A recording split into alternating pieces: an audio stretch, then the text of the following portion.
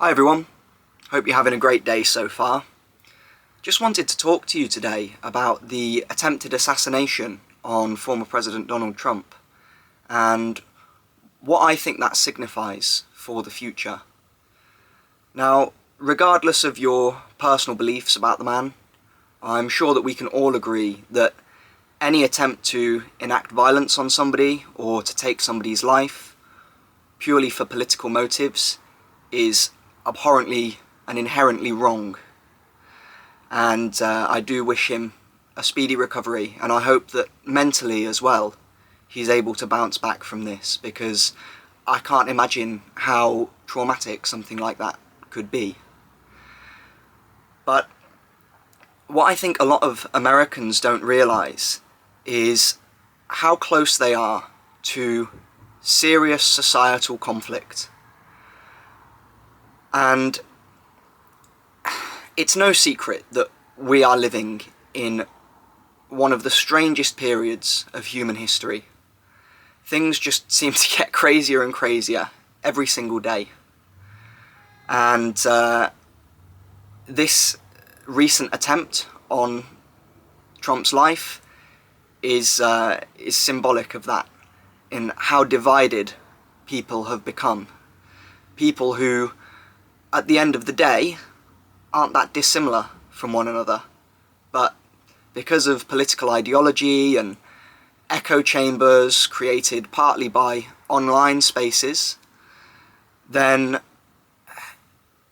people seem to be losing their minds. And, I can't help but draw parallels between times like today and then previous periods in history, like the Weimar Republic, or just before the fall of the Roman Empire, where, politically, economically, socially, they were troubled times. And I think we're going through troubled times now as well.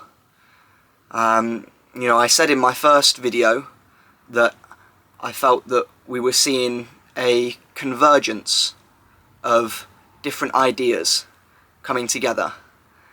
And, I think we're seeing that politically. I think we're seeing that technologically, philosophically, spiritually. And the combination of that, it's... People don't know what to do anymore. People don't know how to think anymore. And it's troubling. It really is troubling.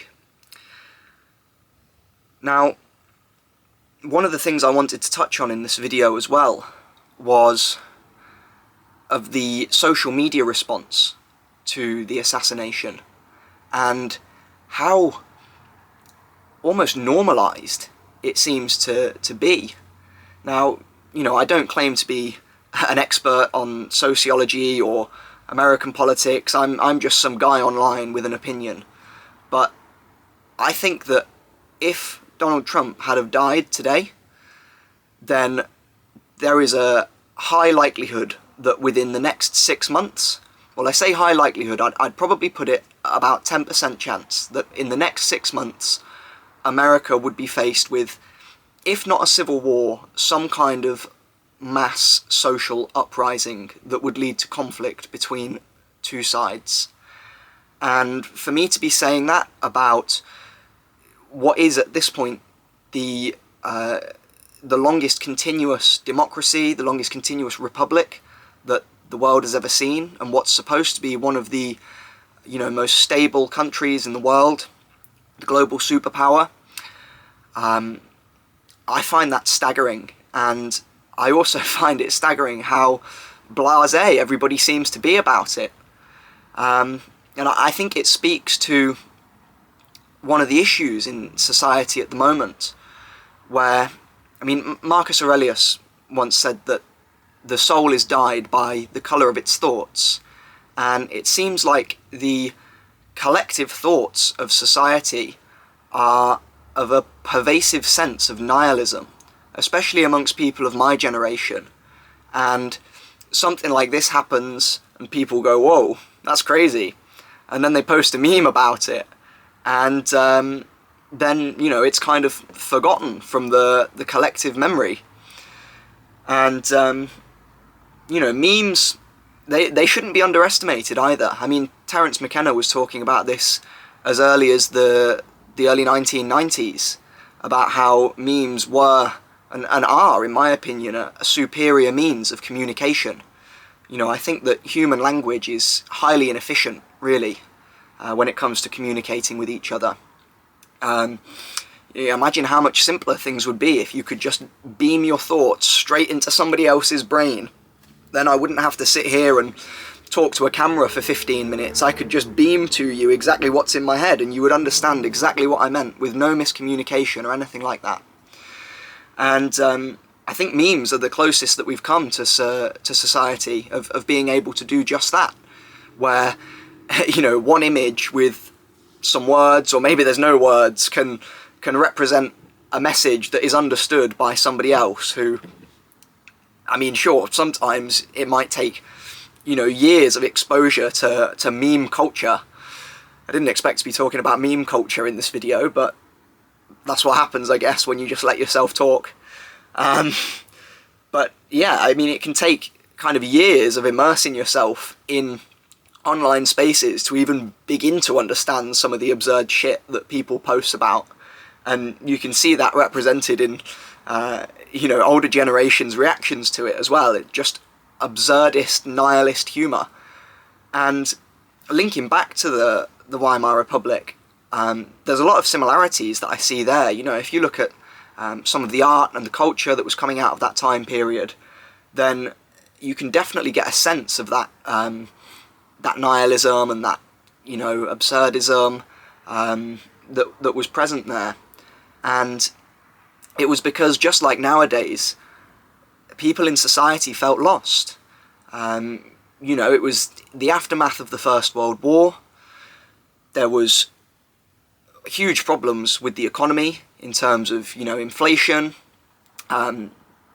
Sure, you've heard the stories about people literally using money as wallpaper for their houses, or burning it instead of wood because it was cheaper than wallpaper or wood. And obviously we're not at that stage yet, but I don't think anybody can deny the fact that if you look around, we are seeing signs that we're on that path. You know, the average person is struggling to get by on the average salary. Homes nowadays are unaffordable, or seem that way for the vast majority of young people. And it does lead to a sense of, you know, why bother? Why participate in a rigged game? And that's the main reason why I've got the motorhome, because, you know, for me, it allows me to escape the matrix, I suppose, you know. My monthly outgoings are probably about £350 a month. I work part-time at Morrison's, just stacking bread. I quite enjoy it, to be honest. You know, it gives me a lot of time to just think, because I'm working by myself, and have a little sing-along and a boogie to the music.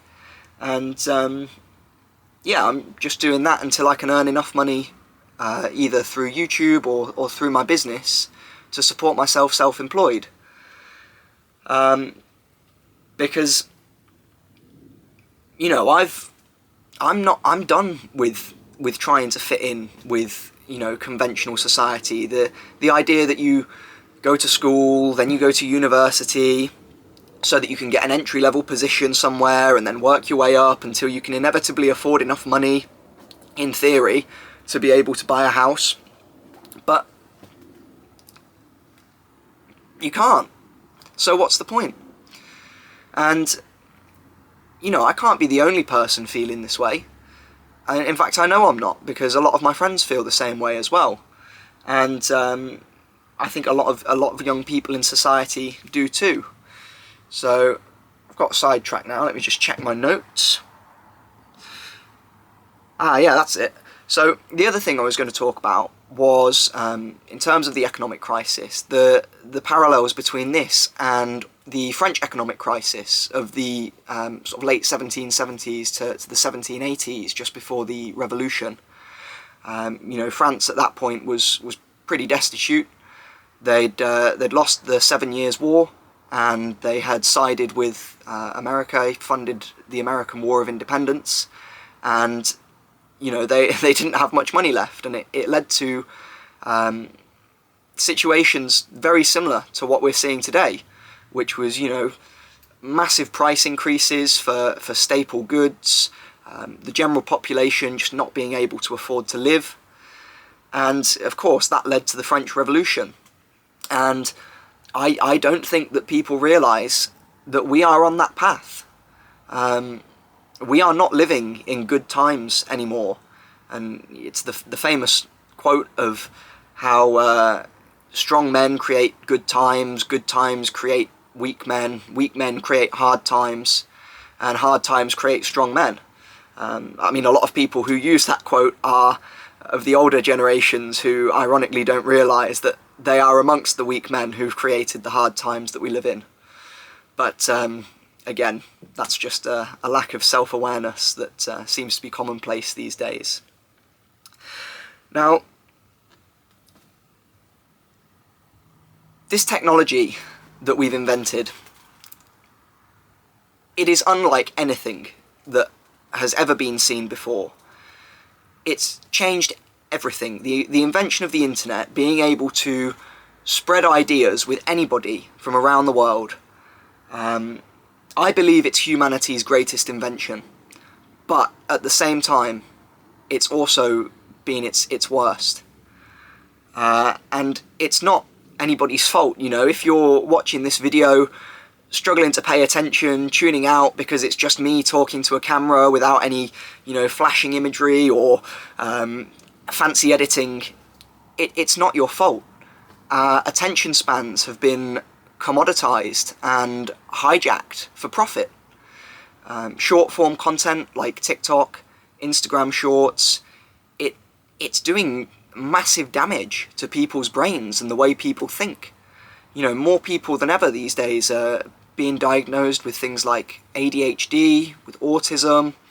We have more people with depression than ever before, more people with anxiety, and I think a lot of that can be linked to technology and the fact that it is designed to just suck up your attention. And I am going to make a video in future talking about, you know, how you can kind of take back control of your life, because again, I want to emphasize, it's not your fault. We are the guinea pigs. We are the first generation to ever experience what it's like to grow up with technology like this, and everybody is just winging it. And obviously it's not working. There's going to be some roadblocks. I mean, not to get all too conspiratorial, but I mean, if you rephrase some of the wordings around that, and you could say that our energy is being harvested for nefarious means. And if you look at somebody who's just on their phone, scrolling like a zombie,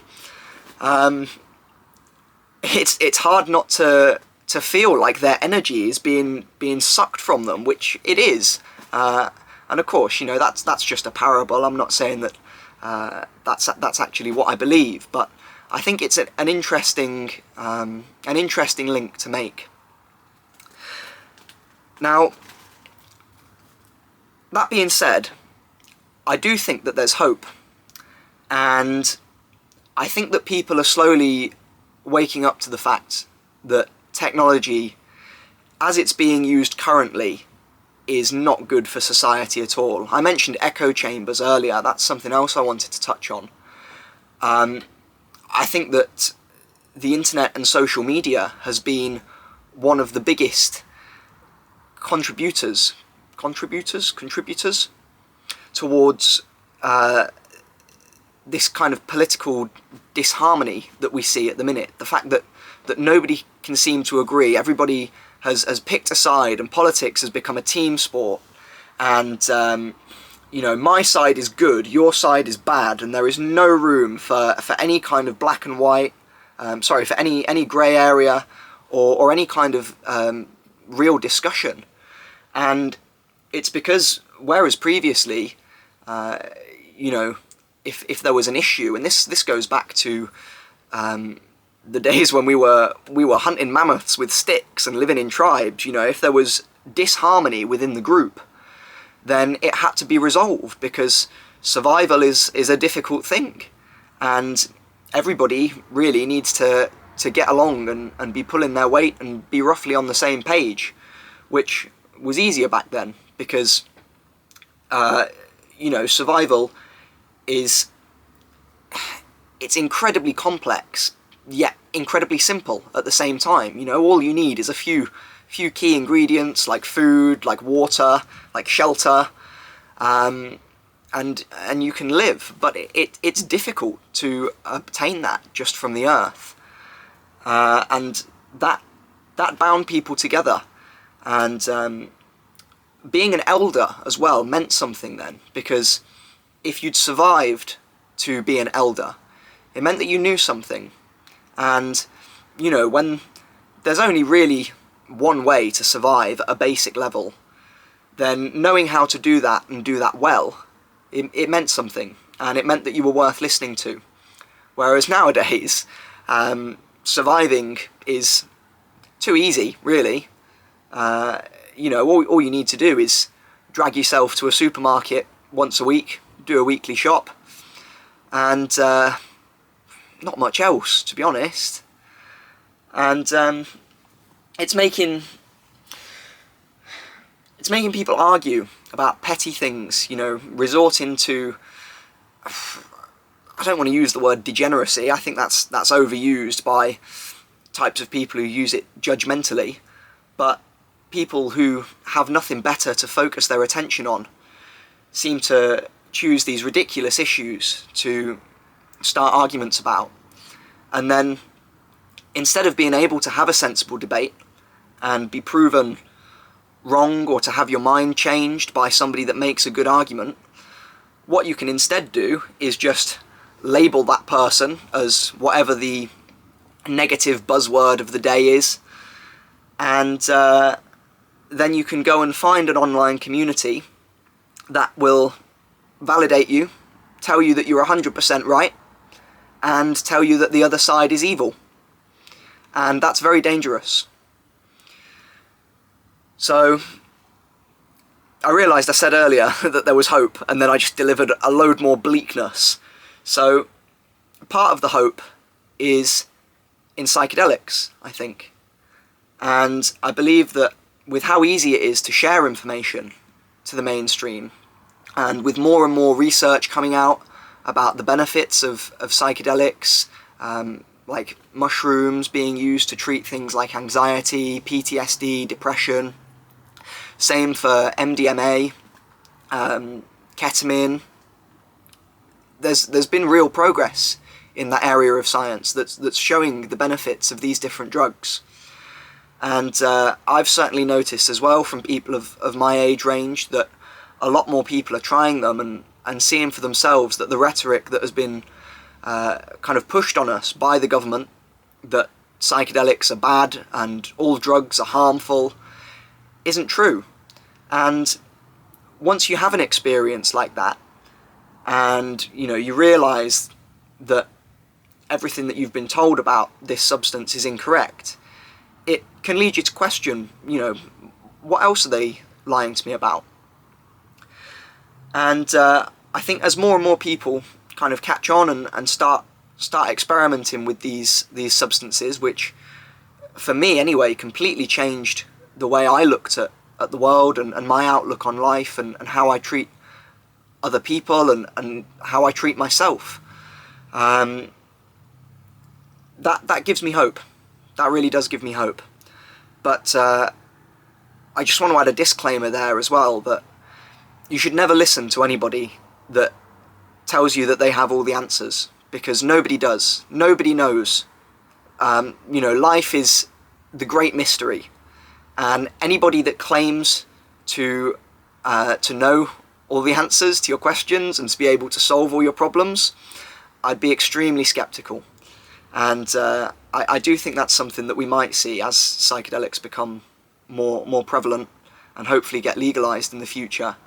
I think we might see a few unscrupulous characters, shall we say, who are power hungry and who try to form organised religions around the substances. And I'm not a big believer in any kind of organised religion, really. You know, I think that it's just a means to control, and I think people should seek to have their own experiences spiritually. You know, if I had to describe myself, I'd probably say that I was a theosophist. I'd recommend looking into that if you're not familiar with the term. It's quite interesting. It was a movement started by I think, oh God, what was her name? Helena Blavatsky, maybe, in New York in the mid-1870s. And it really emphasises gnosis, and gnosis is the knowledge of something greater, the personal knowledge of something out there. And of course, you know, it's personal. It can only be obtained by the individual. And this is a theme that's seen, you know, not just in theosophy, but across all religions. Even Martin Luther, you know, one of the key drivers of the Reformation was Martin Luther arguing for this kind of personal relationship with God. So it's a recurring theme. And I just wanted to finish this video with an interesting story. This happened a couple of hours ago while I was finishing my shift at Morrison's. And I was, you know, in my bread aisle, I was whistling a tune to the music, and this lady walked up to me and she said, "Excuse me, who controls the music here?" As if there's some kind of Morrison's DJ sat somewhere in the corner. So I said, I don't know, why? And she goes, "It's awful. It's awful, isn't it? So loud, I can't even hear myself shop." And I said, well, I quite enjoy it, to be honest. And she looked at me with what I can only describe as disgust for daring to enjoy something that she found personally intolerable. So what I want you to try and do today, or, you know, over the next week or so, is the next time you're doing something that you might not find particularly pleasant, whether that's doing some chores, or going to the gym, or working, you know, something that you're not really excited to be doing, try and enjoy it. Genuinely try and enjoy it. You know, sing a little song, think about the things that you enjoy, think about the things that make you happy, and just see, can I find this unenjoyable situation enjoyable? And if you start small with that, and you start seeing these little victories, where you realise, actually, yeah, I did that unenjoyable thing, but I enjoyed it anyway, then that's where it all starts. Because you'll realise that you can actually enjoy almost anything. Yeah, I've got nothing else to say. That'll do. Hope you all have a great day. Lots of love to you all. And I'll see you again in the next video. Alright, peace guys.